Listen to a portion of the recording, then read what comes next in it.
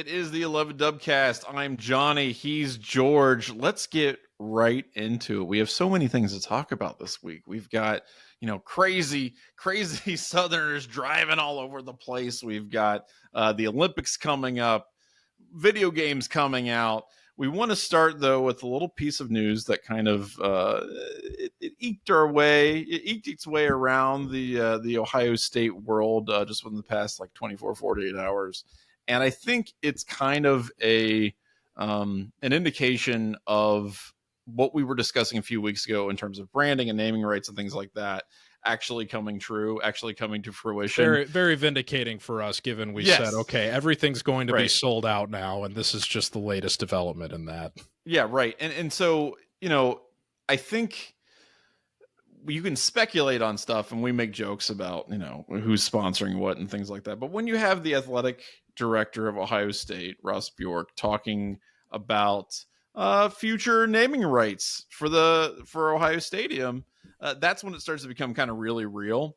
And he's not ruling it out. It's not like something he's saying that it's just it's going to happen next season or anything like that. It's all speculative, at least on his part. But I do think it underlines the necessity for new streams of revenue, even for schools like Ohio State. And I think Ohio State will find those streams of revenue. But that news where, in an interview, he kind of explicitly says hey, man, this is his quote, by the way. I'll just go ahead and quote him verbatim. Obviously, there's a lot of historic value in that and what that means, that meaning naming rights and the value of Ohio Stadium being called Ohio Stadium. If you go back to how they raised the money to build the stadium, every county contributed, and they did not want to take away from state dollars or tuition dollars. If that ever has to get put on the table, it's the same conversation. At that point in time, you can never say never on anything. So look, I don't think that they're going to be calling it, as I think you mentioned that one reader suggested, the Victoria's Secret bowl or something like that. Secret Stadium. Yeah, Victoria's Secret Sponsored Stadium. by Limited Brands. Yeah, the international. I suggested this one in our pre-show, is the international horseshoe of pancakes. I don't think that's going to really come to fruition. I don't think that's going to actually happen. No, but the one I wanted was Waffle House Stadium, because then you can roll with the Waffle House. Yeah, and nobody's going to want to play there. Very intimidating environment. A lot of fights going on. You got to be a hard man to win at Waffle House Stadium. That's right. Yeah. My overall reaction to this is that's not going to be the final straw for me, right? That's not going to be the straw that breaks the camel's back. Where I'm I'm out. This is too much merchandise, too much commercialization of college football. For those reasons, I'm out. Yeah, right. Because if I were going to get to that point based on this kind of stuff, I would have gotten to that point many, many years ago, right? This would not be the thing that would have done it. However, I can also see people reacting really, really poorly to it. And I think Ross Bjork understands that and knows that if you're going to get some kind of naming sponsor, you're going to have to massage this in a way that people aren't going to immediately revolt. And I talked about this last time we discussed this, where they wanted to briefly threw around the idea of naming the Ohio State-Michigan rivalry, having a sponsor for that. And people were furious. But that was also 20 years ago. And I will be interested to see what that conversation looks like when and or if it actually comes down the pike. Some of the other suggestions from this week's question for if they were to sell the naming rights for Ohio Stadium included Dave's Big Bacon Classic Stadium. I like that a lot, actually. Moretti's Stadium. Okay. Boren Brothers Stadium. A lot of local brands in here. I don't know if that's going to quite... Johnny Marzetti presents Ohio I don't know State. if the Boren Brothers are going to be able to provide the sponsorship revenue or pricing that I don't know, York man. is anticipating from they're this. Pretty much the only dumpster game in town at this point. They've taken over that like an aggressive. I mean, they have just nailed that market. Oh, if we're going to go that local, let's go with Shamrock Towing Stadium. I'm sure that the populace will love that. That's what I should have suggested with the thread. Buckeye Donut Stadium, which again I don't know if they're going to be able to pony up enough for the naming rights for that, but I would like to see it. I don't think anybody would be sad about that. That'd be Frank's cool. Red Hot Stadium, Ohio Weed Growers Association Stadium, Budweiser Clydesdale Horseshoe, Lucky Charms Golden Horseshoe. So there's been a few different, trying to tie in the Horseshoe Brewing Stadium. Horseshoe Brewing Stadium. Okay. So there you go. Anything related to like if there was like a Wendy's, like the Frosty Stadium. Well, I think that's what the Dave's Big Bacon Classic Stadium is. Yeah, that's what I'm saying. Anything like Wendy's related. I'm not familiar. No, I'm not a big Wendy's connoisseur, so I don't. I don't know the different burgers further than the Baconator. Of course, my favorite suggestion of all, which isn't technically a sponsor, so it's not going to happen, but Afro Duck Memorial Stadium, I think, would have been probably the best one out of these. I would enthusiastically endorse that, especially if they put like a giant statue of Afro Duck, like so it's as you're walking up towards the entrance of the stadium, you see like the Jesse Owens Memorial, which is just a bunch of triangles for some reason, and then immediately behind that, you've got a 12-foot tall statue of Afro Duck that people can be reverent towards and maybe bow towards or something. Or kiss what we could do is start an Afro Duck Memorial Fund, which maybe sponsors scholarships or something, and then take some of the proceeds from that and pay the fee that Bjork is looking for. Use Afro Duck's vast personal fortune to fund some student scholarships. I think would be a good idea. Of course, I wouldn't be surprised if Ted Carter just ends up getting like crypto.com or something in the same way that what was it, the Staples Center, I think, has that now. But anyway, that's pretty good. But no, to realistically respond to what you were saying, I'm going to sound like a broken record, but yeah, it doesn't. I'm at peace with this happening just because it's already been apparent to me that the powers that be are going to be shoving this down the throats of college football fans across the board. But you did bring up a good point that I think is different relative to the other ways that this has been introduced, which is that when we were talking about this with the Big 12, it just seemed like it was something that the school presidents hadn't really considered themselves. And then one day, one guy in the meeting was like, what if we just sell the naming rights? And they were like, that's a great idea. They can't say no. Who cares what the populace thinks? Let's just do it. And now they're going to, probably give it to Allstate or whatever. To Bjork's credit, especially given he hasn't been here very long, and it'd be very easy for him to just say, I don't care because, I just got here and it's all about the money. And, part of the reason that I think he was brought over from Texas A&M was because he had been operating within a very circus-like NIL environment, which for the current status of where that is, it's good to have an athletic director that is comfortable with, working at a school that needs to maximize that channel to get the greatest the most effective return on that relative to the performance from the sports teams.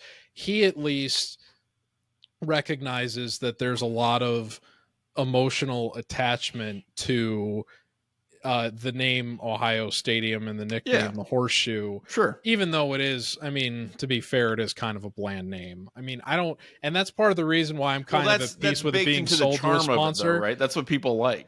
I guess. It's not like the nickname is going to change if they put a sponsor on it. People are still going to call it the Horseshoe. And I'll give you a perfect example. I grew up in Chicago, and the Sears Tower is still called the Sears Tower, even though Sears has had nothing to do with it for decades. Does Sears even exist? Well, it's been the Willis Tower since I've been in college. Yeah. But nobody calls it the Willis Tower. And it's the second tallest, it's like the tallest building in the United States, and everybody just calls it the Sears Tower because that's what people have been calling it from its inception. Right. So it's, once you have a name in play, it's the same thing with Twitter and X. Everybody's still calling it Twitter to the chagrin of Elon Musk. Good. Like, even after they did the domain migration and everything, it's still, everyone's still calling it Twitter. or X, the site formerly known as Twitter. Yeah, right. The Which brand, actually I think is funnier because I feel like that makes Elon even angrier because it's the implication that you wouldn't know what the hell X is unless somebody right. told you that it used to be Twitter. Exactly. So the point is the original branding is, everybody calls it the horseshoe. Yeah. It's just going to end up staying that way, regardless of what sponsor they slap on it. So I'm already at peace with it. I just hope that they get a cool sponsor like Waffle House, and I mean, not. that is a cool sponsor. You're right. Yeah, That would exactly. be a fun sponsor. The thing is like I I am kind of infamous, or at least I was a little infamous, 4 or 5 years ago at 11 Warriors because I was making I was making the same take multiple times, which is that I think eventually they're going to have to move on from Ohio Stadium. Now, I have no idea how that's going to happen. Like logistically, it's almost impossible, right? Like not that the funding's not there or anything like that, but just like the mechanics of where you're going to build and how you're going to, like that's almost impossible. But so while I have a lot of affection towards the games and things that I saw at Ohio Stadium, I don't necessarily have a lot of affection for Ohio Stadium itself, right? Like it has the same amount of bathrooms that it did when it was constructed. And it's got about what, like 25-30,000 more people in it than when it was constructed. You're talking about like bench seating, and then you look at like Northwestern, what they're trying to build, and it's like, oh, it's chairs. Wow, what a crazy innovation. So yeah, the thing is like I do think that people will accept it faster than maybe expected, because it's going to have to happen. I think what they won't accept is really intrusive branding. So if you've got a situation where on the archway leading into the front of the stadium, like somebody just drops a gigantic banner that says like Safeway, that's gonna bother people.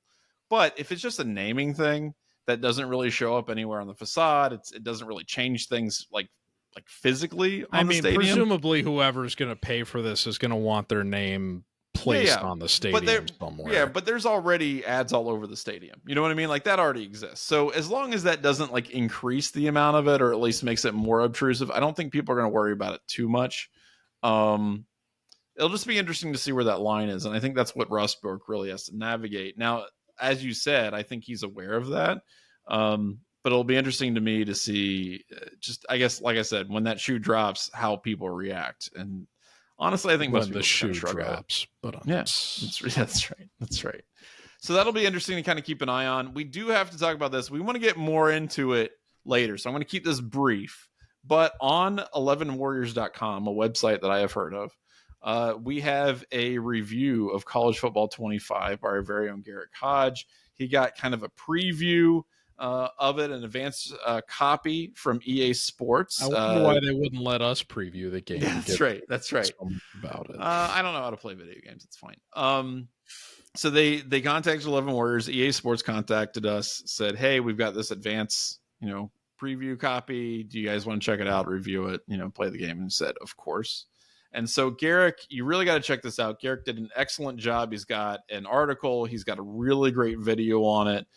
He breaks down all the different things. Dynasty mode, he really focuses on, which I think is smart because that's what a lot of people are going to be playing this game for.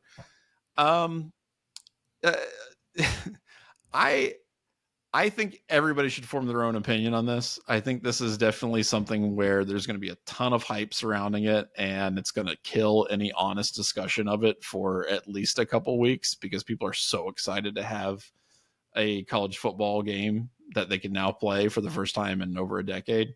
But I also think that a big part of how this game is going to be received is not really the gameplay itself, which is what people will talk about later, but more the atmosphere, the environment, the dynamic, like playing in the different stadiums, playing with the bands, seeing all the chants or hearing all the chants, seeing all the different, like uniforms and alternate uniforms and all that kind of stuff. That's the stuff I think people will be most enamored with, at least to begin with this game.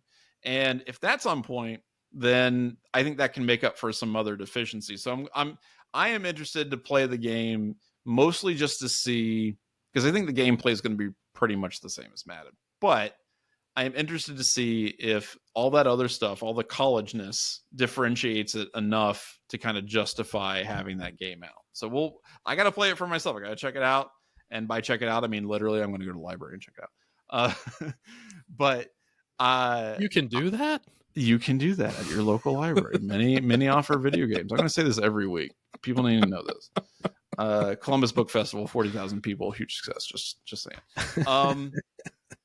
But yeah, so anyway, I'm cautiously optimistic. I've seen some cool things. I've seen some weird things. I love Carson Hensman tweeting about how he was turned into like a literal keg, basically, in the game. Like he's just like a box. Like that's what his player model looks like. He seemed to have felt that he was done a little dirty, which is fair. I can't believe they didn't spend intricate time, perfecting the shapes of the offensive lineman models. Well, why else do you hit up the medias and get on podcast if not to get an accurate body rendition of a video game? I don't know. What's your take so far? We're going to get into some of the ratings here in a second, just briefly. But what's your take so far on the hype, I guess, surrounding this game? I think that it's an extreme overreaction to the fact that there hasn't been a new one of these in over a decade. Yeah. And that when people are, this is going to sound funny coming from us, given, we're still technically under the 11 Warriors banner, and we've got a review out there that was posted the day before this podcast goes up. People can have differing that opinions. Says the exact opposite of what we're saying. I think if anybody at EA Sports listened to the Dubcast, they probably wouldn't have written that email to Garrick and Dan and said, "Hey, do you guys want to take a look at this?" Sure. But that's a conversation for maybe next week relative to just video game journalism coverage in general. And look, people can have differing views on things, and honestly, like, it's not like Garrick is out there. I mean, if you read the review, you watch the video, like, he put some time and effort into that. Like, he really broke it down, and I think for a lot of people this is going to hit. I think a lot of people really enjoy the game. Yeah, but I think that you make a good point that it's, for a lot of people, they just want the bells and whistles, right? Like it's really just the aesthetic, but yeah, it's just the aesthetics of seeing the Ohio State branding or whatever college football brand that they gravitate towards in a virtual environment again. Now, there's a lot of people that are just college football fans in general that enjoy taking, a more obscure team and, running them through dynasty mode and building them into a power. And I don't discount that.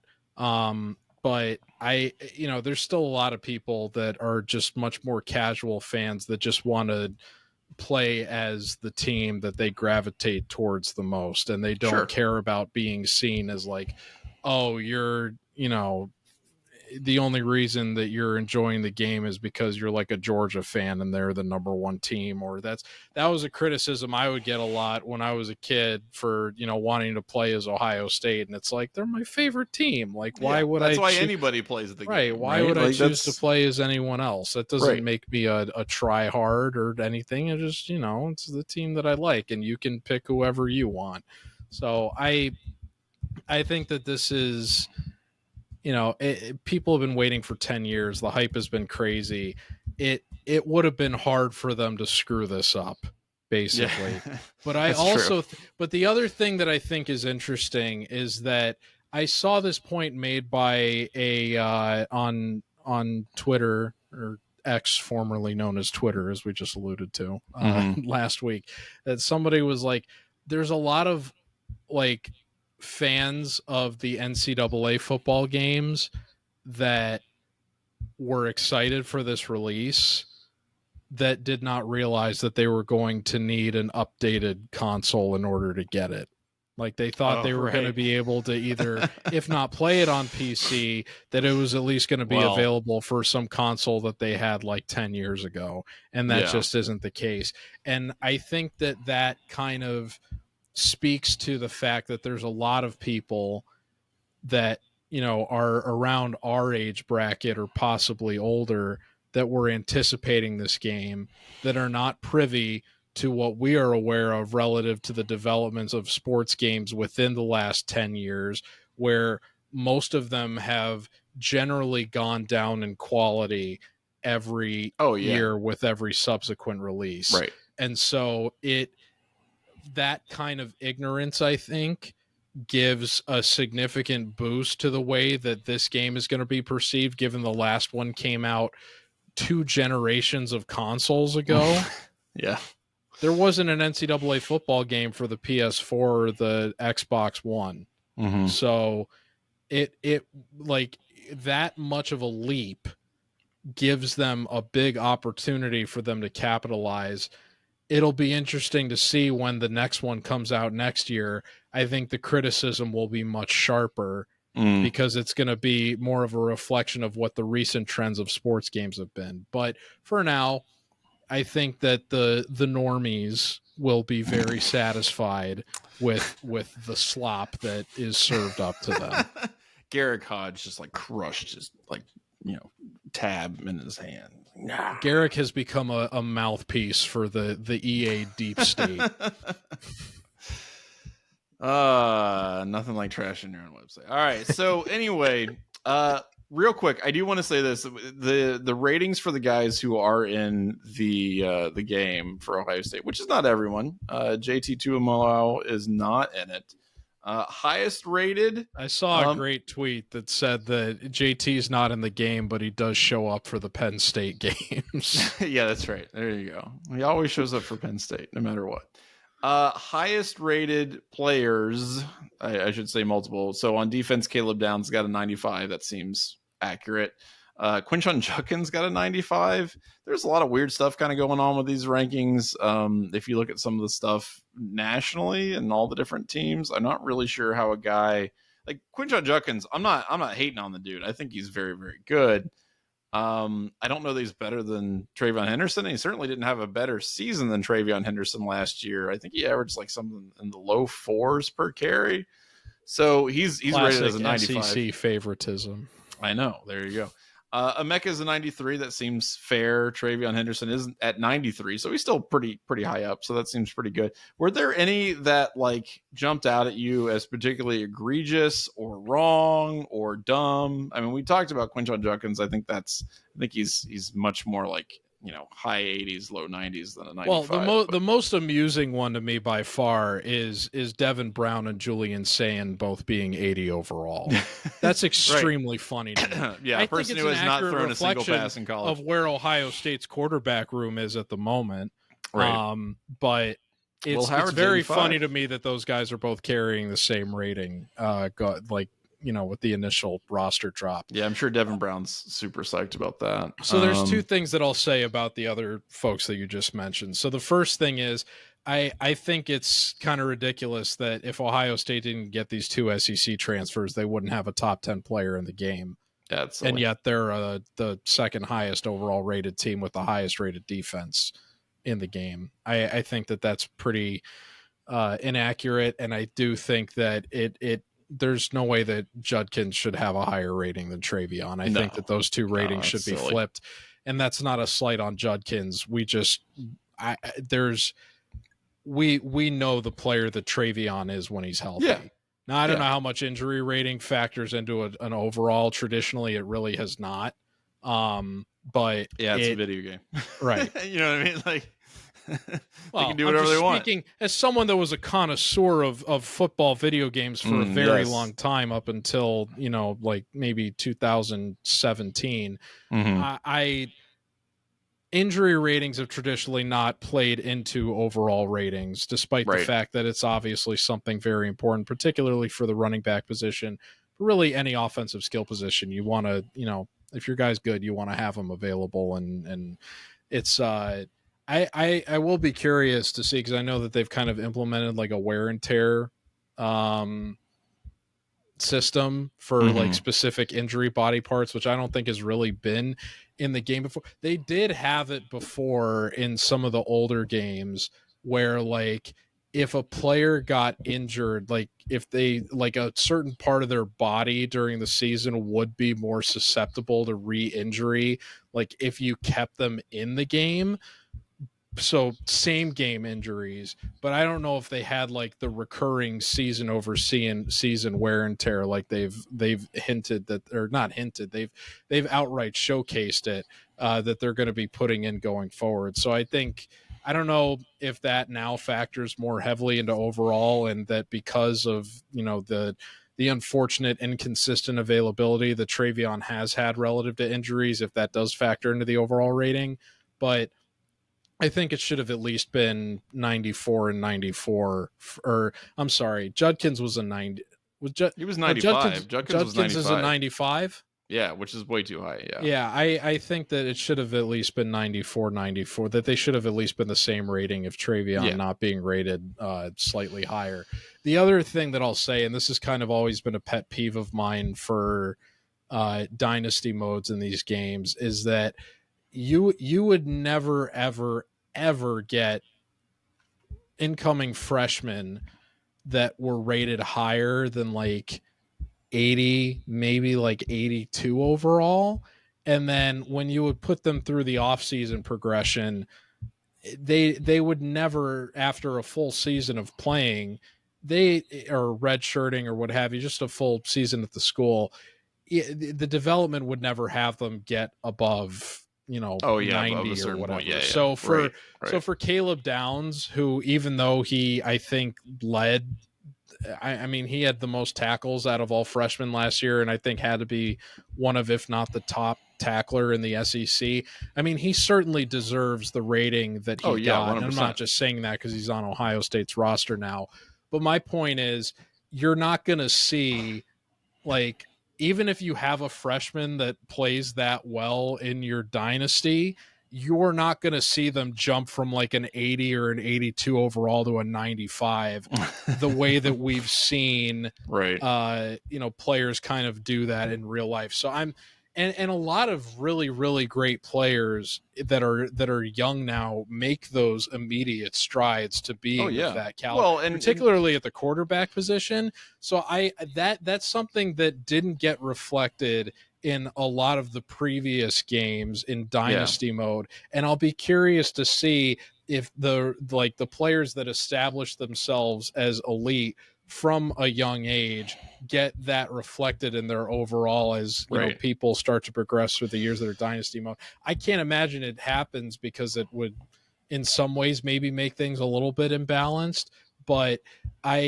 that's something that always bothered me with the old games. And even though I just don't think you're going to see a lot of freshmen like Caleb Downs achieve those lofty 95 overall ratings at such a young age. It's interesting to see where like Jeremiah Smith is, for example. Like he's at 85, right? And obviously there's a ton of hype around him and what he's capable of doing, but he also hasn't played any college football. You're not going to get an incoming freshman that's rated that high in dynasty mode. They won't be rated anything higher than 80 overall. Right. Well, and the whole point is like, okay, well, you got to develop these guys, and blah, blah, and that's kind of like part of the meta game, I guess, with what they want people to do and stick with it. Last thing before we get to ask us anything, I want to. So not everybody's represented. I mentioned that you've got to you got to fill in some blanks. So there are some fictional characters on Ohio State's EA Sports College Football 25 roster. And I just want you to pick what your favorite fictional name is. So we've got Neo Flowers, a wide receiver, Robert Dorman, a tight end, another tight end named Jack Keenum, Connor Dunmore, left tackle, Kevin Strickland, left tackle, Davon Lewis Jr., left guard, Trace Callaway, a right tackle, Tyler Bourne, these are right defensive ends, Quentin Trinidad, Robert Lucas, Jamichael Rose, a linebacker, Tanner Ferris, an outside linebacker, and then punter Maverick Jameson. Oh, I mean, it's got to be Maverick Jameson, a punter right? Named Maverick Jameson. Are you kidding me? Maverick Jameson, that's the best one. I'm a big fan of Neo Flowers, but Maverick Jameson is the clear. Who's the stand-in for? Trinidad's also really good. Who's the stand-in for JT? I think the thing is though, okay, so they better at least be like a 90. Whatever Jack Sawyer's rating is, it better be like the same as that. I think it's Tyler Bourne. I think that's I think that's what they have for Tyler Bourne, because on Interesting name choice. Yeah, I know. Because they got Jack Sawyer at left defensive end. He's rated as a 92, which seems a little high, but he really did come on pretty well at the end of last year. So if he continues that, he would, if the offense showed up for more than 2 snaps against Missouri. I mean, Sawyer was on his way to having a Tui Moloau Penn State caliber game. In that. But what's interesting is, it gets completely forgotten because of how washed that Ohio State got. Right. What's interesting is that the highest rated right defensive end is Tyler Bourne, who's at 82, and I feel like JT would be higher than that. I think he's so it's weird. It almost feels like, you don't want to be in our game. Well, then go to hell. We're gonna make sure that you. Well, suck. And the other thing about it too is that even without JT, Ohio State has the highest rated defense in the game. Yes, so it just made me wonder, like, if they were to put an accurate fill in for Tui Moloau relative to his ability, like, is this rating reflecting the fact that they have a Tui Moloau caliber player in that position? I don't think so. Or is it that rating in spite of the fact that Tui Moloau isn't in the game? And now we have our answer. So it just makes you wonder if this was actually an accurate reflection of Ohio State's defense to the fullest degree. Wow. How much higher would that rating be relative to everybody else? Yeah. So it's cool that they're doing that. Like I said, it's something I'll check out at some point. I'm willing to be wrong. We'll see how it goes. Real quick though, before we get to Ask Us Anything, they did select who's going to represent Ohio State at Big Ten Media Days. Probably not a shock. Denzel Burke, Emeka Egbuka, and Jack Sawyer are the dudes. If that pertains to future captains, I don't think anybody would be upset by that. Those are 3 super solid guys, have a lot of respect on the team. I think that'll be good. So I'm excited for that. Okay, so let's do Ask Us Anything. But before we do that, we want to remind you that the Dubcast is sponsored by the Dry Goods Store at 11warriors.com. Drygoods.11warriors.com. Shirts, hats, stickers. Hey, you remember we were talking about Afro Duck? We got an Afro Duck shirt. So, demand it. I didn't know that. Yeah, we do have an Afro Duck shirt.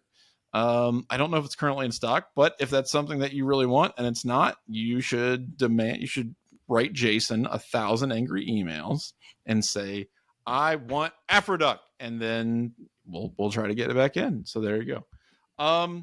Let's do Ask Us Anything. We remind you that you can ask us literally anything by sending us questions to dubcast@11warriors.com, DUBCAST at 11warriors.com. This first one here is from Joshua F., who wants to know, when was the last time you sent food back at a restaurant? And I almost never do that. I am very, very non-confrontational when it comes to that. I'm like, I know me too. Working in a restaurant's a hard job. It sucks. Unless there's something egregiously bad, like something really, really terrible, I don't send food back. I'll be like, whatever, I'll just eat the slop. And this extends to my wife too. I remember for her bachelorette party before we got married, they went to Yellow Springs, they went to some fancy restaurant, and she was served basically a raw pork chop. And she was like, well, I'm not going to eat that. And so she sent it back. And the reaction from the restaurant was like, okay, sorry. You could have given her all kind of parasites and tough. Prion disease. And they're like, yeah, you probably shouldn't eat that. I'm like, okay. And so she didn't, if I were her, I would have been pretty upset, but she kind of played it low key. But in general, I don't send food back, and I cannot remember the last time that I actually did that. We went to an Applebee's. I went to an Applebee's with my in-laws a few years back, and I thought that was going to be prime, opportunity for something horrible to happen to my food, because there was nobody in this freaking Applebee's. We went in the middle of it was like 4 or 5 o'clock, right? So you expect there to be people. Nobody in this Applebee's. Yeah. I only saw 2 staff there, so I assume it was just being run by 3 or 4 people. And we sat down and we ate. It was myself, my father-in-law, my mother-in-law, my wife, and everyone's food was screwed up in some way and done horribly, except for mine. Mine was delicious and perfect. So I don't know. Maybe I'm just a great customer and everyone else is terrible and mean. But I don't think that's the case. I think I just get lucky, and also I'll eat slop. So whatever. So I prefer my steak medium rare. Sure, that's But the I've way you had should eat it. bad luck for pretty much since I've gotten out of college. I've noticed there's a trend of you either get rare or medium steak. Every restaurant, even super high quality steakhouses, seem to have forgotten what medium rare really is. Mm-hmm. And so I've on this erring on the side of caution, I've just started to get things medium. But I don't, because I don't want to be that guy that orders the steak medium rare and then it's like too red, and then I gotta say, can you I've already half eaten this. Can you throw this back on the grill? I know, even though most of the time they're willing to do that. Yet. I'm like you. I'm very non-confrontational with that. If I get the meat and it's, not quite to what my specification was, it's like, it's here. I'm just going to eat it. Screw it. You pull out the card with like the different like doneness thing. You're like, excuse me, sir, this is not correct. Right. Exactly. That's what I want. But there was there's one instance I recall from, I think it was when I was turning 25. And it was my 25th or 26th birthday, and I was still living within the vicinity of my parents, and they wanted to take me out to dinner for my birthday, and they were like, we'll go somewhere now. I'm like, yeah, I'm not going to turn down a free meal. This is in Chicago area, right? Right, exactly. So you got to feel like you could find a pretty good steakhouse. Well, there's plenty of good steakhouse options. Yeah. So one of the women that I'm working with who has lived in the area for a long time, I, just kind of mentioned this to her casually, and I was like, do you have any good recommendations? And she told me to go to Fleming's. Okay. Do you know what Fleming's is? No, I don't know anything. Okay, Fleming's is like a national chain that's like not. I had never heard of it, so I was like, okay, yeah. She spoke very glowingly of Fleming's, like it's one of the greatest places ever and whatever. Sure. And I'm like, okay, yeah, sure. We'd usually go to like Ruth Chris or something if we were going to go to like a chain steak restaurant. There was another good one called Morton's that I think became a bit of a bigger chain, but was like, I've heard of that one. Yeah. Yeah. So I mean, in terms of like, if I'm going to go to a chain, we've already got the ones in mind that we want to go to. Yeah. So I tell my parents that I want to go to Fleming's, and they're like, Are you serious? We could go to Red Lobster too, if that's. And I'm like, she told me that this woman I work with spoke very glowingly of it. So like, yeah, I'm more open to it. And they're like, okay, well, we go. And yeah, I should have gone to Ruth Chris or Morton's. No. Ruth Chris is good. I mean, it's not great. I haven't been back. But... And I believe that is one of, if not the only times that I've gotten the steak so rare when I ordered it medium rare that I asked them to put it back on the grill. But part of the reason I felt emboldened enough to do that was because they knew it was my birthday. So it's there like, you go. You got to treat the birthday boy. Yeah. You got to make sure he gets what he wants. Right. So I felt emboldened enough to do it, but I've almost never done that under any other circumstances. So it's I would hope, unless you could tell there's like a fly in your soup or something, like, don't be that person. You know what? Just roll with it. You don't have to tip them well. Right. Although it's more of the chef's fault than the server's fault. Yeah. The server just brings the food out. They didn't do it. That can be your reflection of the poor overall experience if you want to communicate through that way. Okay. I actually thought of one. There was a restaurant, I think it's since closed, and it was called Tossie. It was a breakfast place here in Columbus. This was years ago. This was a long time ago. I went there for breakfast, and they usually had great stuff, like their hash. This is why you just go to Waffle House. Well, that's what I'm saying. But you don't get a bad experience. I got the hash, and then there were like bits of like, there were little tiny metal rods in my eggs and like in my hash. It was probably from a whisk. It was probably from some whisk that they were using that just like deteriorated and started falling apart. And so I had like these little. Yeah, I know. I had these little metal rods, and I was like, I can't eat this, guys. Like, you gotta What You gotta was help the me out. reaction when you showed that to them? Oh no, they were like super apologetic. They were like, "Oh crap, what happened?" And then like the kitchen was like, "Oh, we got to find this thing." And yeah, they confirmed it was like some utensil or something like that. But how But did yeah, they But how did they even serve that to you? Like they didn't even bother looking at it. I guess not, because it wasn't even that. It wasn't like something that was buried that you really had to find. Like it was definitely just kind of. See, that would there, never like, happen at Waffle House. That's right, because you got waffles and they microwave them. That's all you need. They So don't microwave them. I don't know what they do. They toast them, put them in They the have a toaster. waffle press. Oh, that's okay. Johnny, So have you ever been to a Waffle House? Not recently. It's been a minute. You need to go. Okay, second question. I went here. at 2 a.m. last Saturday, and it was packed, and it was still great. Well, that's the best. Waffle was the best part of the experience, and I know for a fact it wasn't microwaved. Okay, this one's from Kevin, who says, "Hey guys, I bought the Lindys college football preview, and they ranked Ohio State second to Georgia. That seems correct to me. It seems correct to me too. They ranked that team up north, number 6, with, according to them, the 10th most difficult schedule. That seems too high to me. Do you think that team up north's ranking is too high in Lindys?" I say yes. Look, Michigan's still going to be a decent team in 2024. They're not going to be great. They may not even be all that good, but they have a great defense at the very least. But I don't understand ranking them in the top 10. I don't really understand ranking them even to start out with like any higher than like 15 or 14. They lost their entire offensive line. They lost their starting quarterback.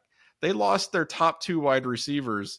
They lost their like best running back They since lost Mike their Hart. head coach. They lost their head coach. They lost like half their coaching staff, right? Like including like their strength and conditioning guy who's like their culture dude. They lost 44 their ace players. in the hole. Yeah, that's right. That's right. Connor Stallions has been banished to the land of wind and ghost. So my point is that a team that loses that much, even though they retain a ton on defense, and they will be very good on defense, and that's probably enough to win them, even with their schedule, which is, as you point out, very difficult. That's enough to win them a decent amount of games. They're like an 8 or 9 win team this year, like max. And like, that's not bad for them. They have to play Texas and Oregon and USC and Ohio State. Like they got to play some big time games. But they're not, man, they are not a top 10 team, and they are definitely not number 6. I think that's silly. I disagree with that. I think most preseason rankings are just very arbitrary and don't really carry a lot of value until, the first month of the season is already set in stone. So it doesn't bother me that much. It is. If I had my druthers, we wouldn't even be talking about this till October. I am surprised to see them as high as 6th.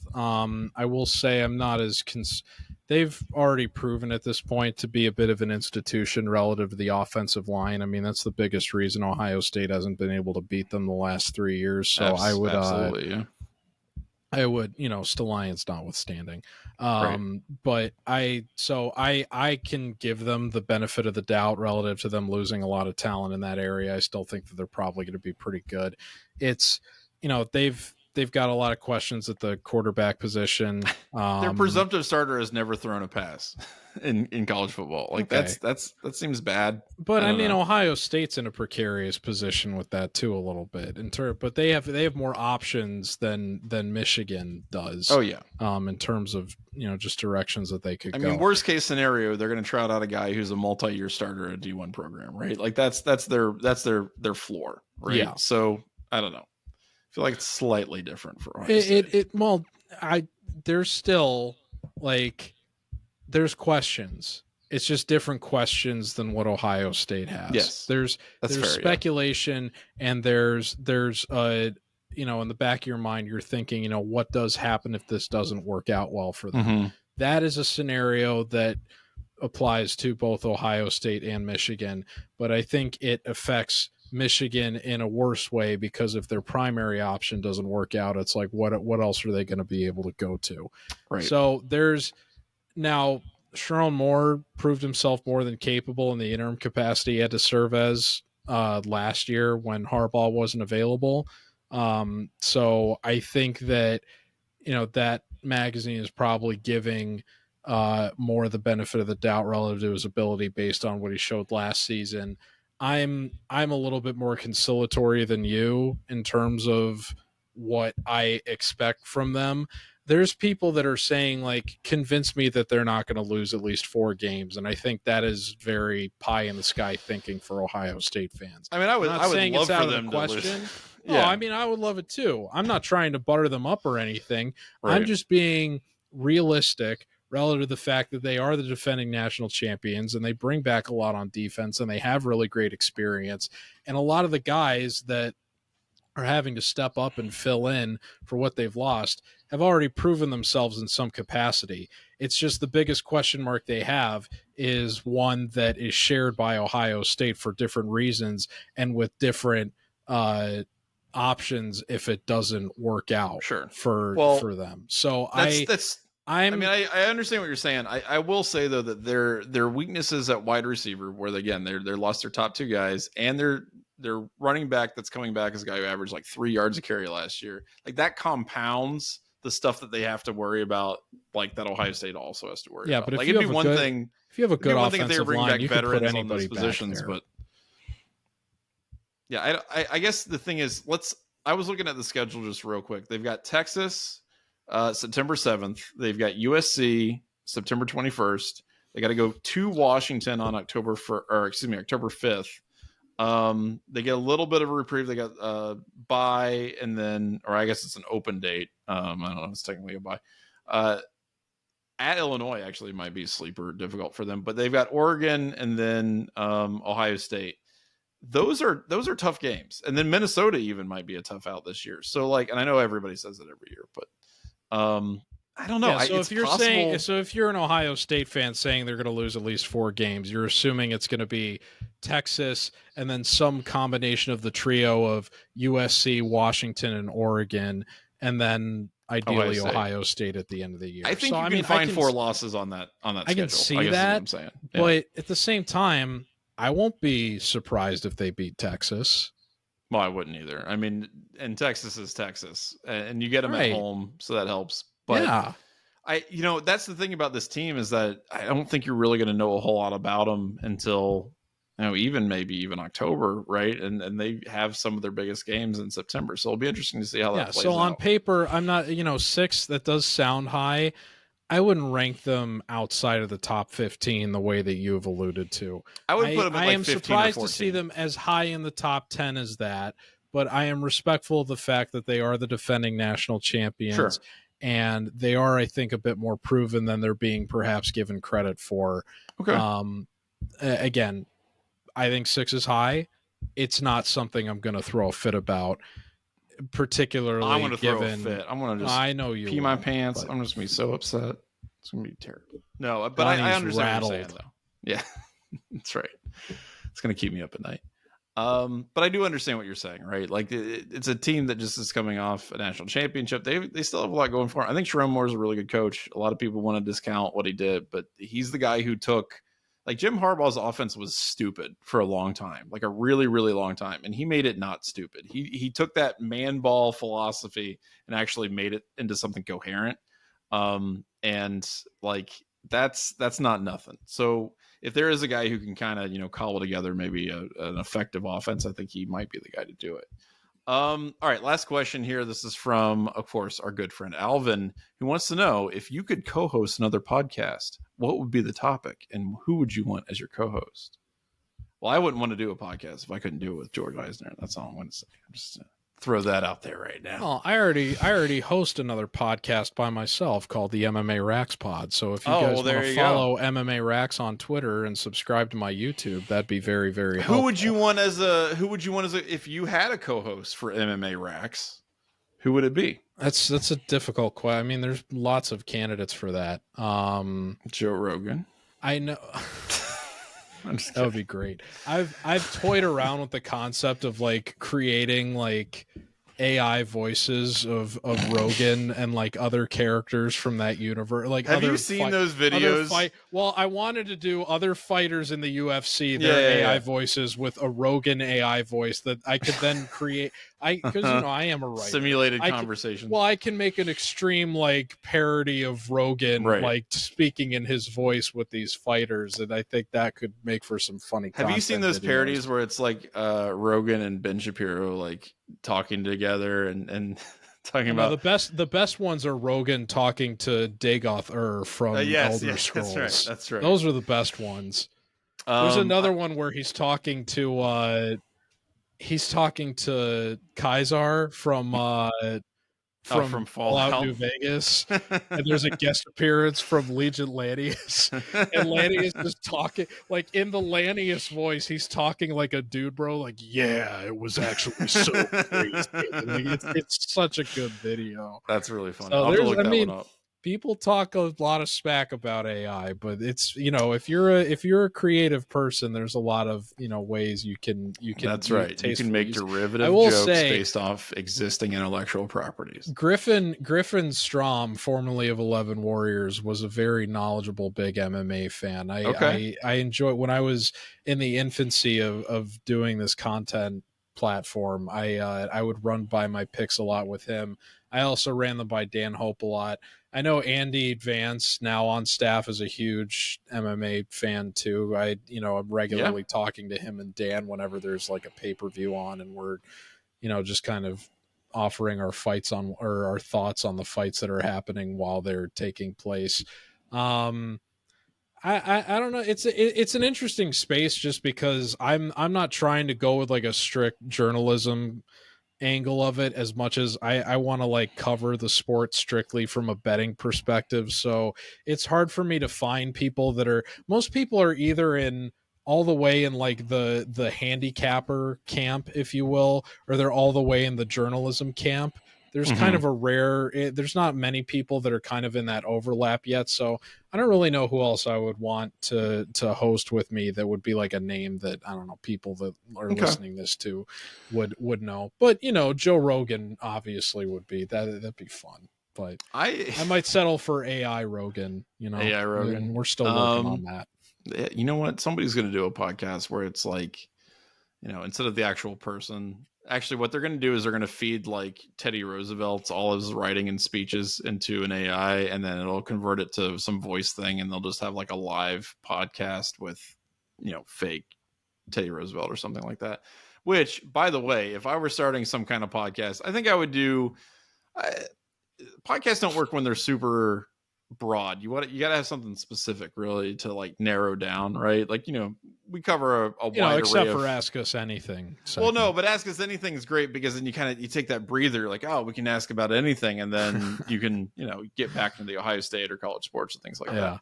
But if I were to do one, I think it would probably have to be like U.S. history related, Civil War related, antebellum. That's kind of my area of expertise if I have one. Eric Foner is one of my all-time heroes in history writing. He's one of my favorite historians of all time. He's just unbelievable. He literally wrote the book on Reconstruction.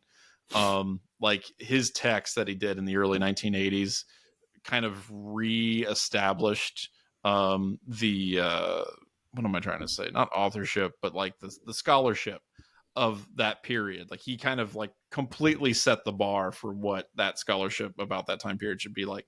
So I think he would be pretty cool. He's also super old, so I don't know if he would be down for a podcast. But if Eric Foner's listening to this podcast, and I know that he is, go ahead and hit me up. And if you want to do maybe a little mini series on the antebellum South, on the subject of entertaining presidents that would make for good podcast hosts, you think anybody's got any recordings? Oh, of Teddy Roosevelt. Andrew Jackson.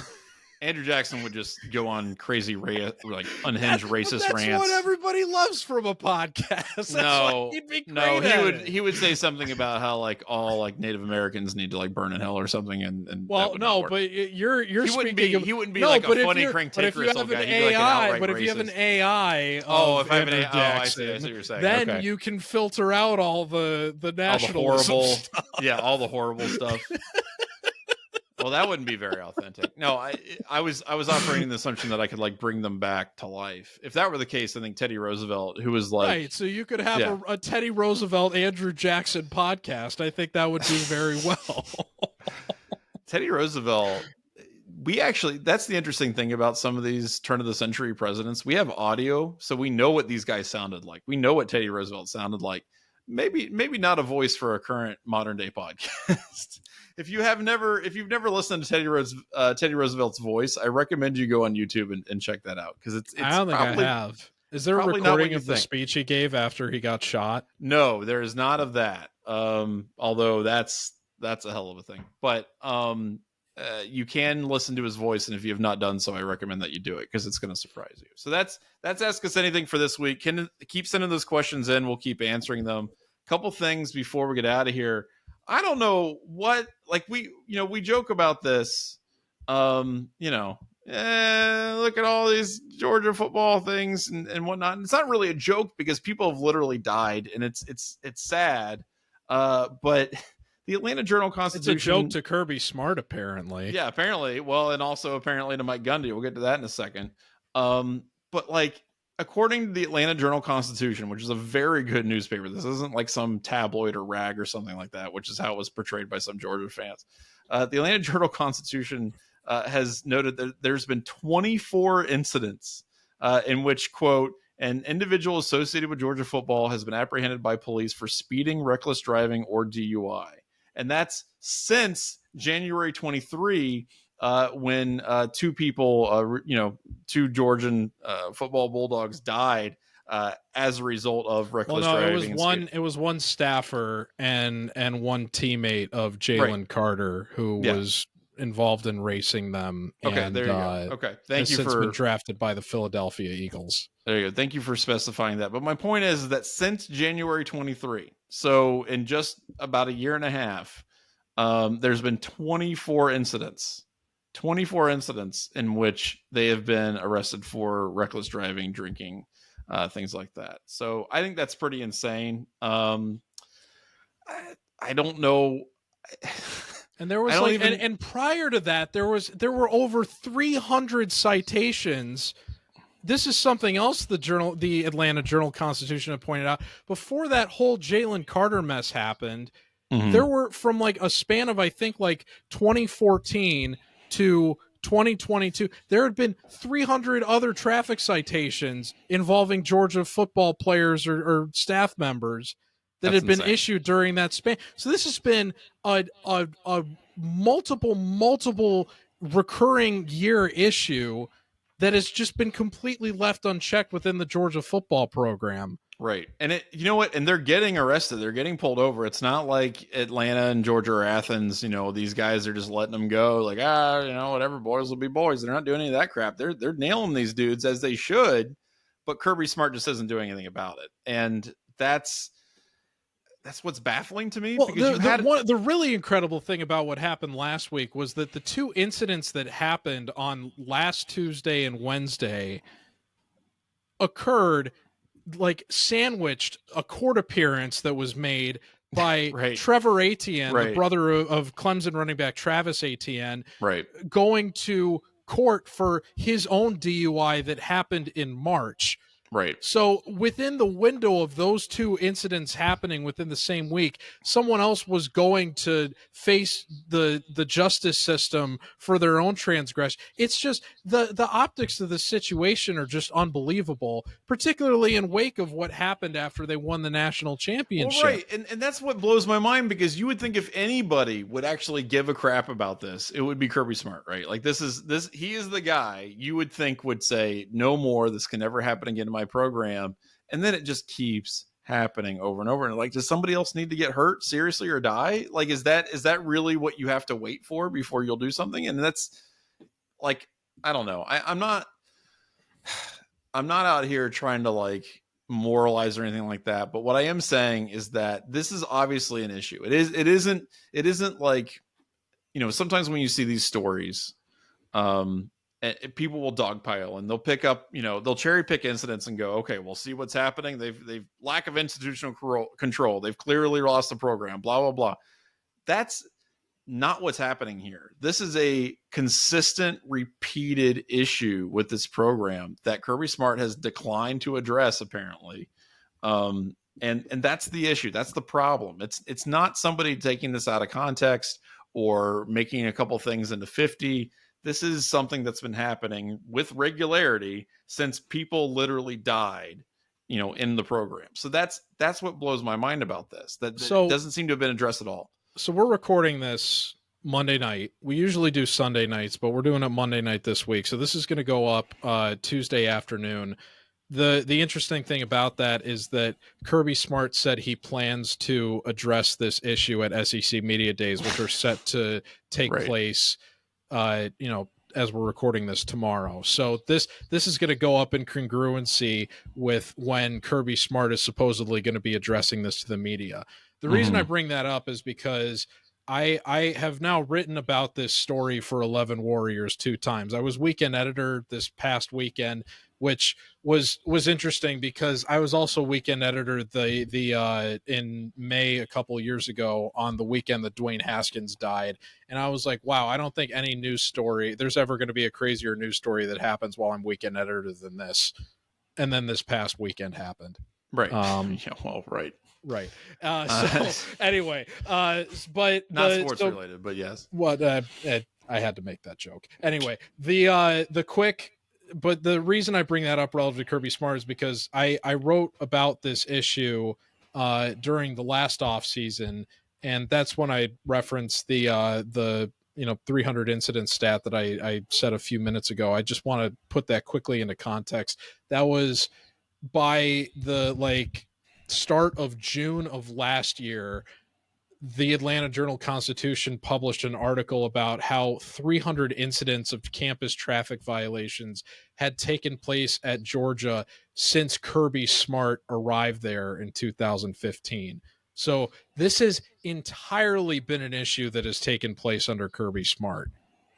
That's something that's really important to put into context here as he plans on addressing this today as the audience is listening to this.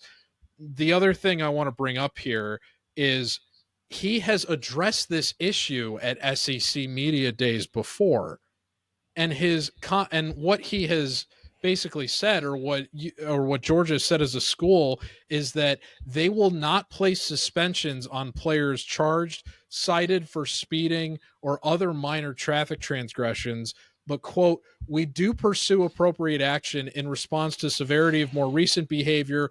We proactively introduced punitive measures to heighten consequences. Players deemed to be super speeders must meet with athletic director Josh Brooks to, quote unquote, address high risk behavior. Yeah. Oh, I'm glad they planned on addressing this issue a year ago. It's what Kirby Smart had to communicate a year ago at SEC Media Days. Right. And here we are a year later, and the problem is still taking place in an even more public capacity, has not been nearly addressed enough appropriately relative to what happened at the beginning of 2023. So it's going to be interesting to see what he says tomorrow, because the guy has just been feeding everybody a line of BS every time he's ever had to be asked about this. I can't imagine anything's going to be different at SEC Media Days this year. Well, it's funny then, because you've got that contrasted with Mike Gundy saying, I don't care. Right? That's what he should do at SEC Media Days tomorrow, is just say, at least I'm not Mike Gundy, Yeah. He needs to lean into it, though. Yeah, he needs to lean into it like Gundy did, right? Like Gundy had one of his Ollie Gordon, one of his best players, maybe his best player, who was pulled over. No, it is his best player. Yeah, he was the Doak Walker Award winner last year. Well, there you go. It's unbelievable that this. Yeah, he's an unbelievable running back, and pulled over for a DUI. Will not get any real punishment, at least publicly known, because it's all going to be handled, quote unquote, internally. It's crazy. He was a 20-year-old pulled over for DUI below the legal drinking age with a blood alcohol limit above the legal limit in Oklahoma. Right. He had open bottles of tequila and vodka in the car. Right. Exactly. It's an open and shut case by the letter of the law. And then Mike Gundy's response was, I'm not justifying what Ollie did. I'm just telling you what decision I made. I thought okay, I've probably done that 1,000 times in my life and it was just fine. So I got lucky. People get lucky. Now he clarified later that he was like hyperbolizing. He was just saying like figuratively, which I don't think anyone believes at all. Oh, he was very transparently speaking about, right. I looked up what the body weight limit is. And then I was could I handle like 2, 3, maybe 4 beers within that span relative to how it really seemed like he was it seems like he was a couple sentences away from going like, well, I actually drive better when I'm drunk. And like the justification for this stuff. He's Trailer Park Boys character. That's right. He's Ray Flower. Some guys can drive drunk, some can't, you know? He needs to at his next press conference, Mike Gundy needs to be like, I am the alcohol. And that's that might be the craziest part of all of this is it's one thing to, try to justify this for somebody who isn't even of legal drinking age. So their blood alcohol limit is technically 0 in terms of what the legal limit is allowed. But he said this on camera at Big 12 Media Day. Right. That was his thoughtful, planned reaction. And he brought Ollie Gordon to Big 12 Media Day. Right. Yeah. So he's like, we're just going to take this issue head on in a straight line, as fast as possible, with inability 4 beers. That's right. Exactly. No more than that. Okay, so that's all insane and crazy, and I think kind of a symptom of I don't know, lack of accountability. Last thing I want to say: institutional control in case of Georgia. So it's amazing that the NCAA hasn't stepped in on this yet. I wouldn't say it's amazing. Predictable is probably the word I would use. But last thing I want to say before we get out of here: if you're a big fan of really crappy renditions of the national anthem, so am I. And we this don't is have the perk of recording on a Monday night as opposed to a Sunday. We don't have a lot of time to get into it, but the home run derby is happening now. Did happen? I don't know, but the national anthem. Story. Yeah, the national anthem that was sung before it is it's going to be up there in the pantheon of really, really bad national anthems, up there with Fergie and Carl Lewis and Roseanne. It's top 2. It's up there. So I highly recommend people check it out and then maybe do a little refresher and see some of the other terrible national anthems because they're all fun and unique, in their own unique, awful way. But this one actually starts okay and then just kind of crescendos into just utter insanity and awfulness, and it's pretty great. The last half is unbelievably bad. The funniest comparison I've seen made to it is that it sounds like a ghost trying to communicate to us from another dimension. Like it is something like that. Something out of Poltergeist. Very warbly and distorted, but it's on purpose. It just sounds really bad. And weirdly sad. Yeah. Oh yeah. Yeah. Not sad as in you feel bad for the person, but sad as in just it really does feel like something dirge. Like a what was the Victorian era vaudeville Belvedere? I don't know. So one of those ghosts that's lamenting the fact that they were that's what it sounds like. It is one of those old ghosts lamenting their life to you through song. It's it is bizarre. The national anthem is a really hard song. Laughing at this woman the national anthem is a really hard song to sing to begin with, but I don't agree with that. No, it is. It is tonally a really hard song to sing. If you're actually going to do it professionally, it's legitimately a difficult song to sing. Johnny, who between us had a lead in musical in high school? Me, actually. Oh, you did a lead? Yes, I did. Well, I was in a you went to Middletown ensemble, because there's only 5 people in Middletown. But my point is that it is legitimately a hard song to sing. Tonally, it's difficult. I has a lot agree with that. Yeah, okay, fine, you could be wrong. But my point is that it gets so much worse when you try to do your own thing and try to do it in a different way than everyone else has always done it. Yeah, she took a lot more artistic license in the second half, and it went off. And that's when it really goes off the rails, and that's when it went off the rails for Fergie as well. And that's why which is you have to actually the worst one ever. And I don't think this rendition quite. It can. No, it doesn't. What we were hit talking those about heights. pre-show. The second half of the one that what's her name, Ingrid Andis, something like that. Yeah. The second half of Ingrid's rendition that just took place this evening, I think is the worst. But in terms of full body of work, the first half wasn't terrible enough for me to totally disqualify the sheer ridiculousness of the rendition that Fergie gave at the NBA All-Star game. Yeah.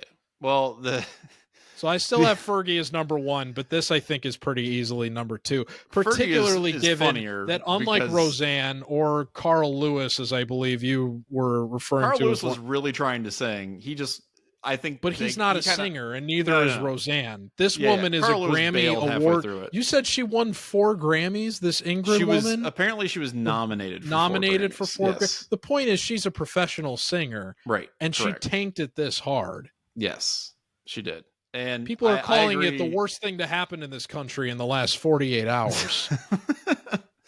I think Fergie is definitely worse. It's also more entertaining just because of the editing choices made while it's going on. Like you're going to you're getting close-ups on all these players just trying not to die laughing, and it's really great. The baseball players are mostly trying to stay stoic and okay. But they're struggling. They're struggling though. Ellie De La Cruz, Cincinnati Reds phenom, is really having a hard time.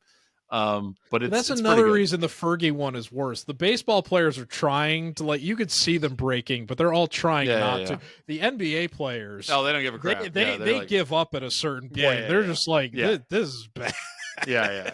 Because everybody knows that they're not gonna predict. Yeah, it's good.